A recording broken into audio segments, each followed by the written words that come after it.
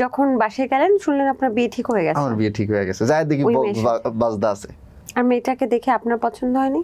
আমার উত্তরটা শুধু একটাই, ভালো।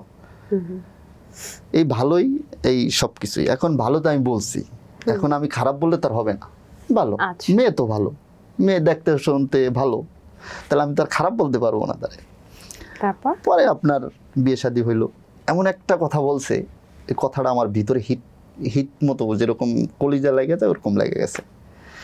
বলছে যে আমি সংসারে অনেক কষ্ট করছি, বড় মেয়ে কিন্তু আমি যারা বিয়ে করছি সে কিন্তু সংসারে বড় মেয়ে, ওরা 2 ভাই 2 বোন, আপনি আমার নিয়া কোনো ভারী ধরনের কোনো কাজ করেন না। আমি একটা কথাই বলছি, 5 ওয়াক্ত নামাজ পড়বা, ঘরে থাকবা, আল্লাহ বিল্লাহ করবা, বাইরের দায়িত্ব আমার, সংসারের দায়িত্ব তোমার। তারপর আমি তারে দিয়া কোনো কাজ করাইনি। আমি যে নিজে চাল কিনা ঘরে আনি,